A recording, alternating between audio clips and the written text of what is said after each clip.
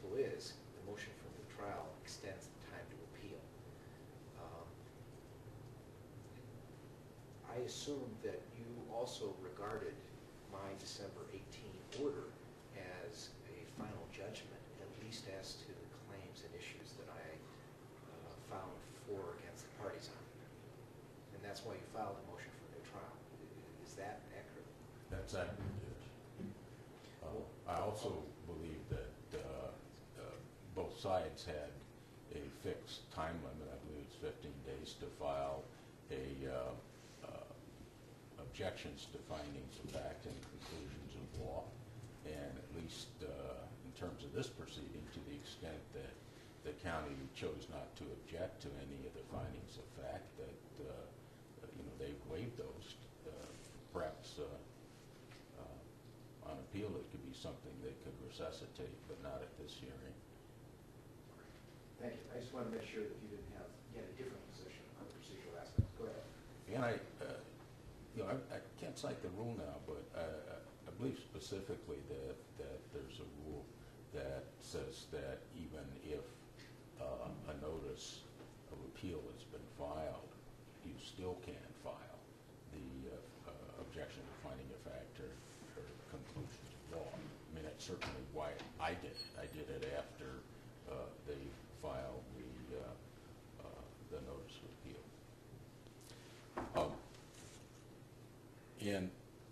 And of course, it's my belief that it's the law of the case, these various other findings.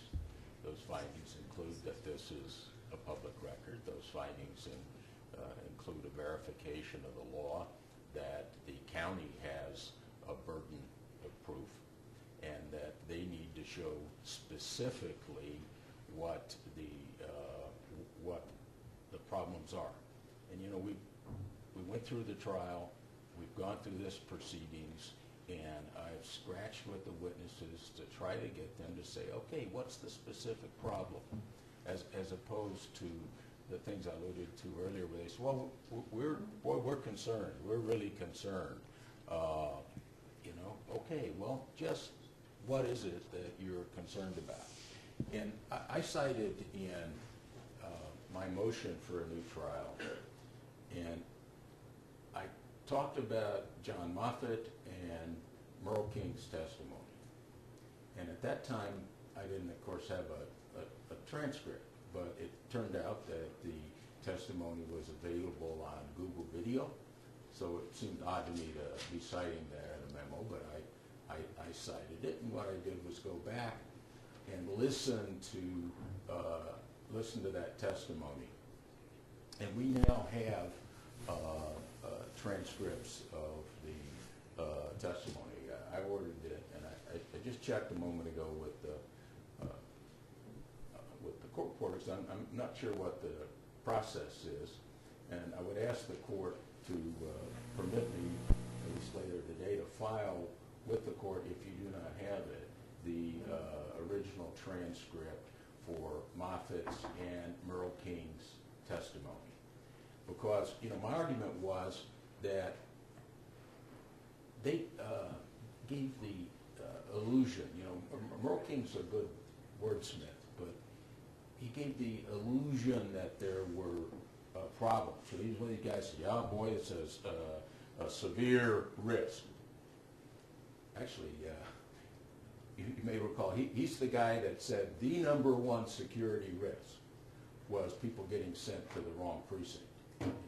So that guy. But he says that there are these big risks, and then you come down to it and say, okay, now what are those?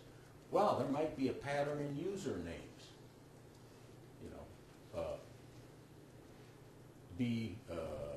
Crane, or some other things that are generally have no significance for a system that has encrypted passwords. There's never been any meat, and he didn't put meat down. And what he testified about, and what Mr. Dinker argued, their whole defense, and John Moffitt, their whole defense was that the Democratic Party would create mayhem and chaos. There wasn't the specific facts at that time. And how would they do this, ma'am? They would do it by making our own set of data that we could substitute a votes cast report for theirs. And I think Mr. David Jefferson actually addressed that quite clearly. And he pointed out that, hey, when you release a database to a political party, in addition to the things that Your Honor talked about, David Jefferson said, just do a hash code. Then if anything's changed later, you just change a little bit, you get a whole new fingerprint of it. So the testimony in the case that Your Honor heard, they may have tried to slip one by, but there's nothing there where they talked about actual problems.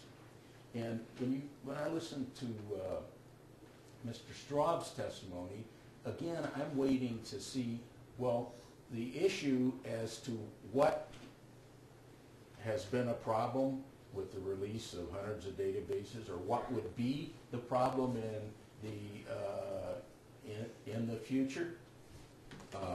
All of those things were, certainly Mr. Jefferson countered all of those. 19A talks about counterfeit ballots. He points out, to the extent that such an attack is likely at all, it is equally possible already. And withholding the databases from the public makes no difference at all. Or counterfeit memory cards. He says the danger already exists and in no way ameliorated by withholding copies of Jim's database from the public.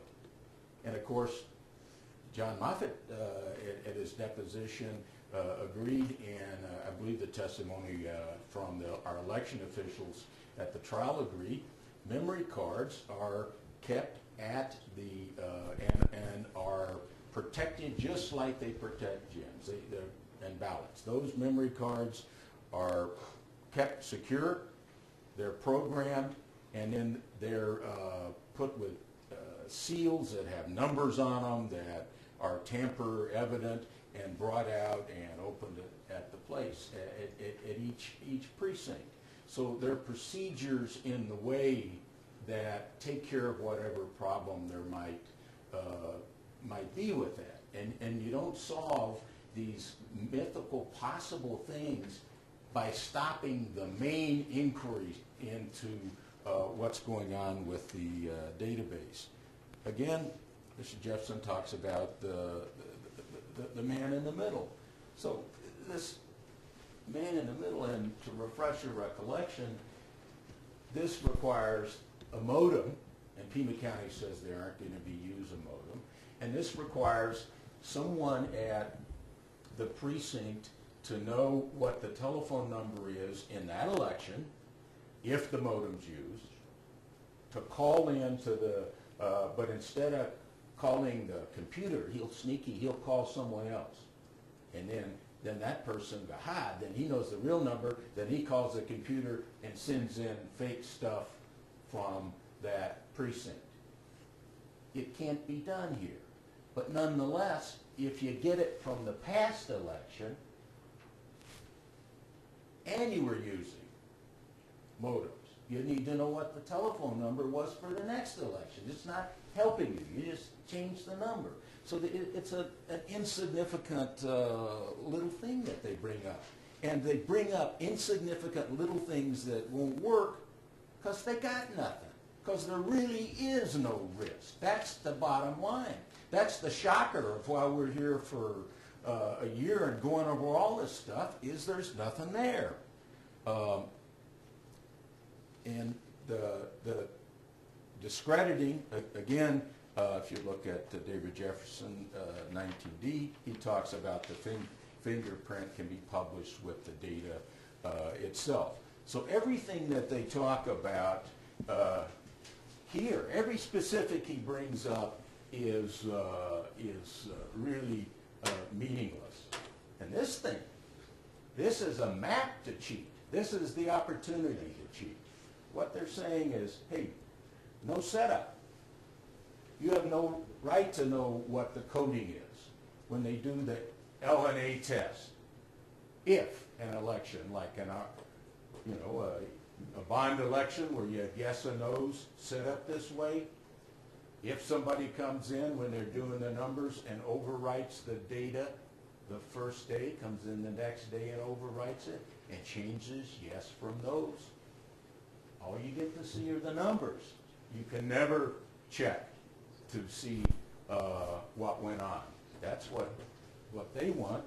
And other than giving someone the opportunity and defeating any meaningful check, and we've had testimony, SQLs themselves, change them. You can change the outcomes of the election. The public has a right to know, to understand, to confirm that our elections are solid. We have crap. The computer software is full of holes, and their solution is don't permit anyone from, don't examining it, including the political parties. And now they're saying, hey, I guess nothing goes on in primaries, no mistakes, no cheating in primaries, better not turn over anything after a primary. Well, why not? After the primary, what happens? Well, they delete this person lost, so now these are the new candidate numbers. So what's secret? Hey, you want to change those numbers? Find 5061 and replace with the new code. This is trivial, simple things that they could do to prevent that. But no, they say, hey, we want to wait till after the general election, then God knows, then who knows when after that. Well, so there can't be any real checking as to what goes on. It's important that we get this information after the primary. The same rules apply. There's 5 days in which candidates need to challenge an election. And if you want to run up in something difficult or see something difficult in a court of law, try specifically challenging an election. Try coming in weeks later and saying, hey, boy, after the general election, we found out something that may have been really suspicious in a primary election. It is very difficult. Those election challenges in Ohio from the last presidential elections are still in court. And they'll be in court probably when George Bush's term ends. These are extremely difficult matters.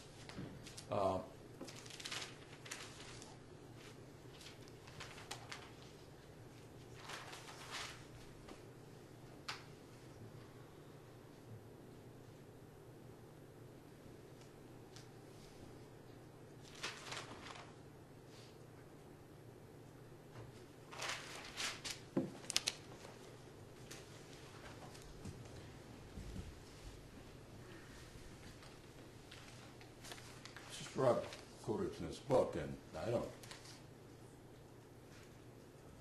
think I found anything in here that, frankly, I disagree with at all. The quoted, he read from... excuse me, on that one point, refresh my memory. I know that it was discussed during the trial. I can't recall if it was marked for as an exhibit. Do you remember? What's that? That book that you're referring to right now.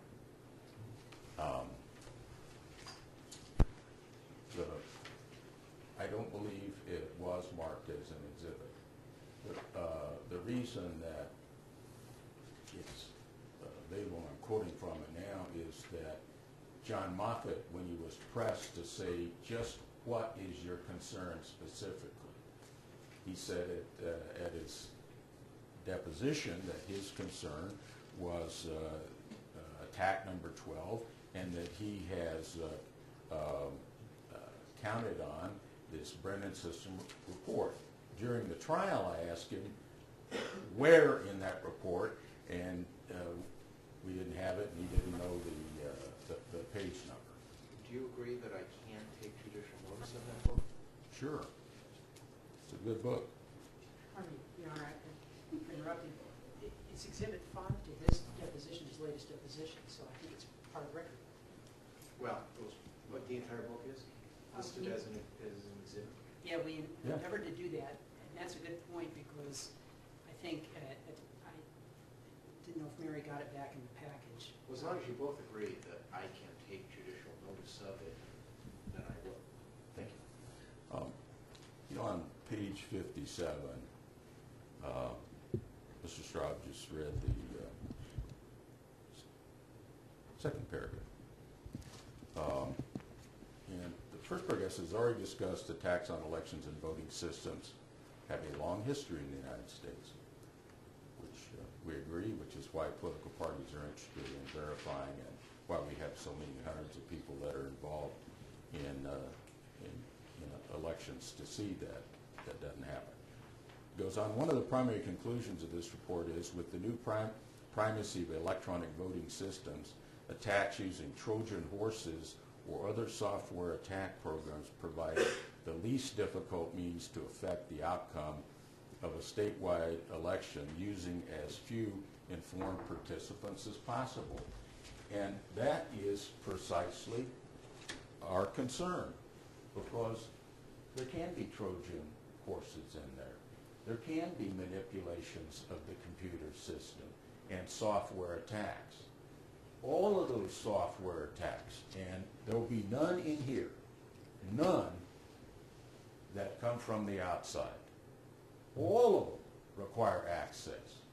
So the easiest way to rig an election, the easiest way to affect the outcome of an election is with a software attack. But you must have access to the system. How does one determine that it happened afterwards?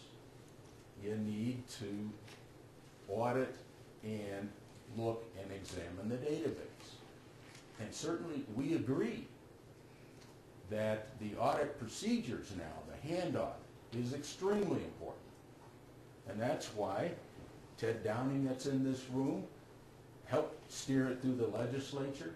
That's why Dr. Ryan worked with the legislature to get those, to get that into the law. And that's why he worked with them in the last session to improve it. It's extremely important, but it's only part of it.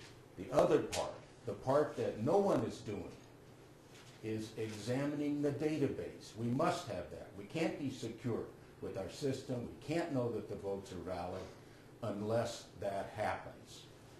Thank you, Judge.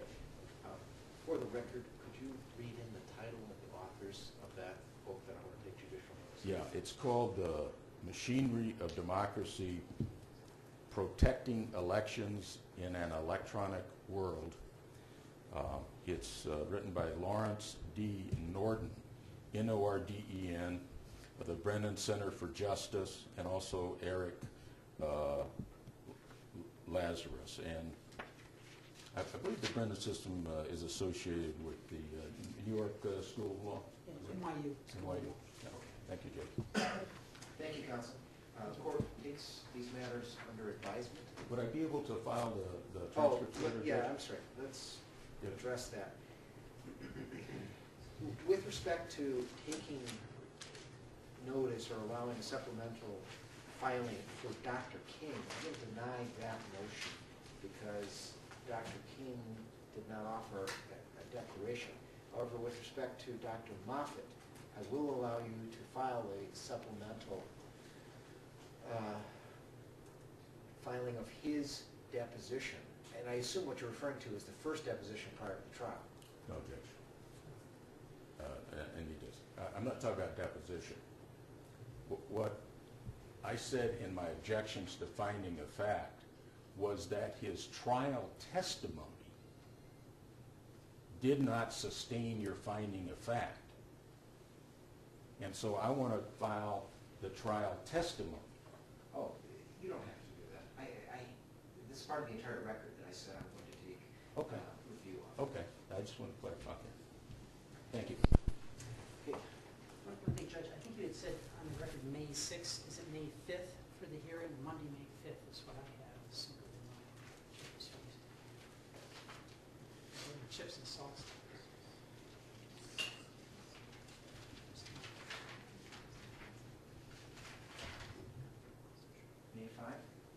say May 6th, I'm mistaken? Somebody in the legislature Okay.